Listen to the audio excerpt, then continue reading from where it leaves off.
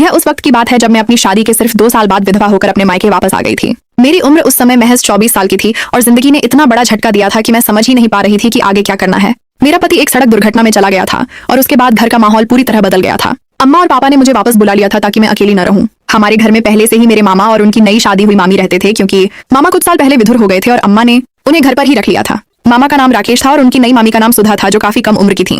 मैं जब घर आई तो सबसे पहले यही देखा कि घर का माहौल पहले जैसा नहीं था। रात को अक्सर मामा और मामी के कमरे से कुछ अजीब सी आवाजें आने लगी थीं, जिन्हें सुनकर मैं रात भर सो नहीं पाती थी। मैं सोचती रहती कि आखिर मामा और मामी के बीच क्या चल रहा है। मामा की उम्र 50 साल के करीब थी, लेकिन उनकी ताकत और ऊर्जा किसी जवान मर्द से कम नहीं लगती थी। सुधा मामी जो महज 30 साल की थीं, वे अक्सर दिन भर थकी हुई और उदास नजर आती। कई बार मैंने उन्हें चुपके से रोते हुए भी देखा था, लेकिन जब मैं पूछती तो वे बस मुस्कुराकर टाल जाती। अम्मा ने मुझे बताया था कि मामा की पहली पत्नी की मौत के बाद वे बहुत अकेले महसूस करते थे, इसलिए उन्होंने सुधा से शादी कर ली थी। सुधा मामी एक गरीब परिवार से थीं और इस रिश्ते को उन्होंने मजबूरी में स्वीकार किया था, लेकिन अब धीरे धीरे उनके चेहरे पर परेशानी साफ दिखने लगी थी। मैं रात को जब जाग जाती तो अक्सर मामा की तेज आवाज और मामी की दबी हुई कराह सुनाई देती। वे कहते सुनाई देता कि बस थोड़ी देर और सह लो, लेकिन मामी कहती कि अब मुझसे नहीं होता। मैं दिल ही दिल में बहुत परेशान रहने लगी थी। दिन में जब सब काम निपट जाते तो मैं मामी के पास बैठकर बात करने की कोशिश करती, लेकिन वे कुछ नहीं बताती। एक दिन मैंने मामा को अकेले में पूछ लिया कि मामा, आप मामी को इतना परेशान क्यों करते हैं। मामा ने मुस्कुराते हुए कहा कि बेटी तुम अभी छोटी हो, समझ नहीं आती, सुधा को मेरी आदत पड़ जाएगी। उनकी बात सुनकर मैं और भी हैरान रह गई। मामा बाहर से बहुत शांत और परिवार के प्रति जिम्मेदार लगते थे, लेकिन अंदर से उनकी मांग बहुत ज्यादा थी। अम्मा भी कभी कभी मामा से कहती कि राकेश अब सुधा को थोड़ा आराम देने दो, लेकिन मामा हंसकर टाल देते। धीरे धीरे घर का माहौल तनावपूर्ण होने लगा। सुधा मामी का वजन कम होने लगा था और वे अक्सर पेट पर हाथ रखकर बैठी रहती।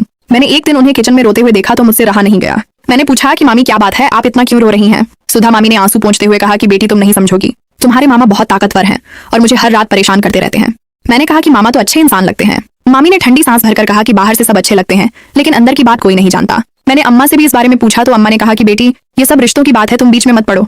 लेकिन मैं चुप नहीं रह पा रही थी। रातें अब मेरे लिए सजा बन गई थी। हर रात मामा मामी के कमरे से आने वाली आवाजें मुझे चैन से सोने नहीं देती थी। मैं सोचती कि आखिर मामा में इतनी ताकत कहाँ से आती है। उनकी उम्र तो काफी हो चुकी थी, फिर भी वे सुधा मामी को हर रात परेशान करते रहते थे। एक दिन मैंने मामा को शाम को कुछ जड़ी बूटियां पीते हुए देखा।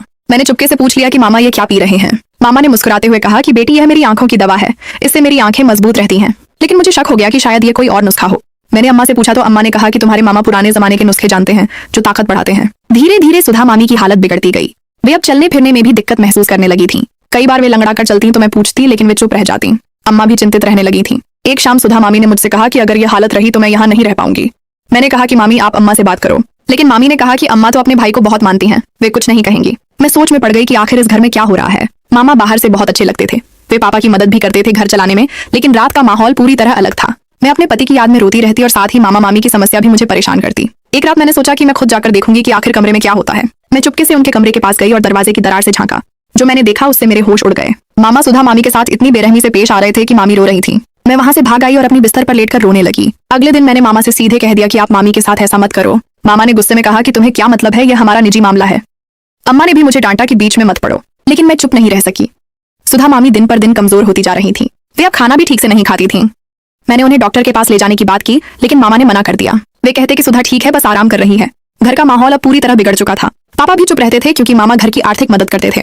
मैं सोचती रहती कि पैसा कितना बड़ा जहर है जो रिश्तों को भी बर्बाद कर देता है। एक दिन सुधा मामी ने मुझे अकेले में बुलाया और कहा कि बेटी अगर तुम्हें मेरा भला चाहना है तो मुझे यहाँ से ले चलो, मैं इस जीवन को और नहीं सह सकती। उनकी बात सुनकर मेरी आंखों में आंसू आ गए।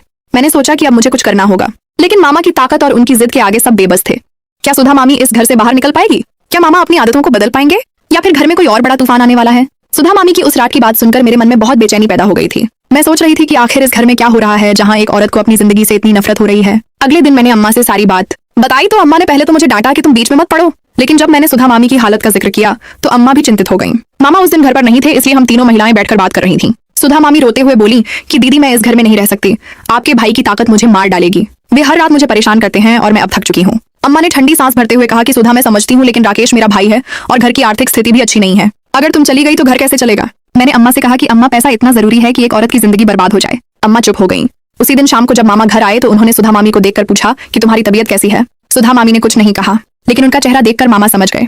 रात को फिर वही सिलसिला शुरू हो गया। मैं अपने कमरे में लेटी हुई थी और दरवाजे की दरार से आवाजें आ रही थीं। मामा कह रहे थे कि सुधा थोड़ा सह लो, तुम मेरी बीवी हो। सुधा मामी रोते हुए कह रही थी कि अब मुझसे नहीं होता राकेश जी, मैं बहुत थक गई हूँ। उनकी बातें सुनकर मेरी आंखों से आंसू बहने लगे। मैं सोच रही थी कि मेरे पति के जाने के बाद भी मेरी जिंदगी इतनी मुश्किल क्यों हो रही है। अगले कुछ दिनों तक घर में तनाव बढ़ता गया। सुधा मामी अब कमरे से बाहर भी कम निकलती। वे अक्सर पेट पर हाथ रखकर बैठी रहती और चुपचाप रोती रहती। मैं उन्हें खाना खिलाने की कोशिश करती लेकिन वे मुंह भी नहीं खोलती। एक दिन मैंने मामा को अकेले में पकड़ा और कहा कि मामा, आप मामी के साथ ऐसा मत कीजिए, वे बहुत परेशान हैं। मामा ने गुस्से में कहा कि प्रिया, तुम्हें क्या लगता है कि तुम सब समझ गई हो? सुधा मेरी बीवी है और मुझे उससे जो चाहिए वह मैं लूंगा। उनकी बात सुनकर मैं डर गई। मामा की आंखों में वो चमक थी जो मुझे पहले कभी नहीं दिखी थी। अम्मा भी अब इस बात को लेकर परेशान रहने लगी थी। उन्होंने मामा से कई बार बात की लेकिन मामा हर बार यही कहते कि यह हमारा निजी मामला है। पापा तो चुपचाप सब देखते रहते थे क्योंकि मामा घर की आर्थिक मदद करते थे। घर चलाने का सारा बोझ मामा पर था, इसलिए कोई उनकी बात नहीं काटता था। मैं सोचती कि पैसा कितना खतरनाक हो सकता है। सुधा मामी की हालत अब और बिगड़ गई। वे चलते फिरते भी दर्द महसूस करने लगी थी। एक रात उनकी तबीयत इतनी खराब हो गई कि वे बेहोश हो गईं। हम सब घबरा गए। मामा ने उन्हें अस्पताल ले जाने से मना किया लेकिन अम्मा ने जिद की और हम उन्हें अस्पताल ले गए। डॉक्टर ने जांच के बाद कहा कि सुधा मामी को बहुत ज्यादा थकान है और उनका शरीर कमजोर हो चुका है, उन्हें पूरा आराम चाहिए। अस्पताल से घर आने के बाद सुधा मामी ने फैसला कर लिया कि अब वे इस घर में नहीं रहेंगी। उन्होंने अम्मा से कहा कि दीदी मुझे माफ कर दो लेकिन मैं अब यहाँ नहीं रह सकती। मामा ने बहुत विरोध किया लेकिन इस बार अम्मा ने भी सुधा का साथ दिया। उन्होंने मामा से कहा कि राकेश अब सुधा को छोड़ दो, तुम्हारी वजह से घर बर्बाद हो रहा है। मामा गुस्से में कमरे में चले गए और दरवाजा बंद कर लिया। उस रात घर में सन्नाटा छाया रहा। मैं सुधा मामी के पास बैठी थी और उन्होंने मुझे अपनी सारी कहानी सुनाई। उन्होंने बताया कि शादी के बाद पहले कुछ महीने तो ठीक थे लेकिन फिर मामा की मांग बढ़ती गई। वे हर रात उन्हें परेशान करते और सुबह उठकर भी सामान्य व्यवहार करते। सुधा मामी ने कहा कि बेटी तुम जवान हो रही हो, ऐसी जिंदगी मत चुनना जहां औरत की इज्जत और सेहत दोनों खतरे में हो। उनकी बातें सुनकर मैं सोच में पड़ गई। मेरे मन में अपने पति की यादें ताजा हो गईं और मैं रो पड़ी। अगले दिन सुधा मामी अपने मायके चली गईं। मामा बहुत गुस्से में थे लेकिन अम्मा ने उन्हें समझाया कि अब नई शुरुआत करो। मामा ने कुछ दिनों तक चुप रहकर गुजारा लेकिन फिर उनकी पुरानी आदतें वापस लौट आईं। वे अब बाहर की औरतों से बातें करने लगे थे। घर का माहौल फिर से तनावपूर्ण हो गया। मैंने अम्मा से कहा कि अम्मा अब मामा को अकेला छोड़ दो, लेकिन अम्मा ने कहा कि बेटी वे मेरे भाई हैं, मैं उन्हें अकेला नहीं छोड़ सकती। धीरे धीरे समय बीतता गया। सुधा मामी ने तलाक ले लिया और अपनी जिंदगी संभाल ली। मामा अब अकेले रह गए थे और उनकी हालत भी बिगड़ने लगी थी। वे अक्सर अकेले में बैठकर सोचते रहते। एक दिन उन्होंने अम्मा से कहा कि अब मुझे कोई और शादी नहीं करनी, मैं अकेला ही रहूंगा। अम्मा को सुकून मिला। मैंने भी अपनी जिंदगी में आगे बढ़ने का फैसला किया। मैंने नौकरी शुरू कर दी और घर की जिम्मेदारी संभालनी शुरू कर दी। दोस्तों, यह थी अंजलि की कहानी जो एक परिवार की उन गुप्त सच्चाइयों को उजागर करती है जहां रिश्तों के नाम पर सिर्फ शोषण होता है। क्या मामा कभी अपनी गलतियों को समझ पाएंगे? क्या अंजलि अपनी जिंदगी में खुशियां पा पाएगी या फिर ऐसे रिश्ते हमेशा औरतों को ही नुकसान पहुंचाते रहेंगे? आपको यह पूरी कहानी कैसी लगी कमेंट में जरूर बताएं। अगर ऐसी और कहानियां चाहिए तो चैनल को सब्सक्राइब करना ना भूलें। अपना और अपने परिवार का ख्याल रखें।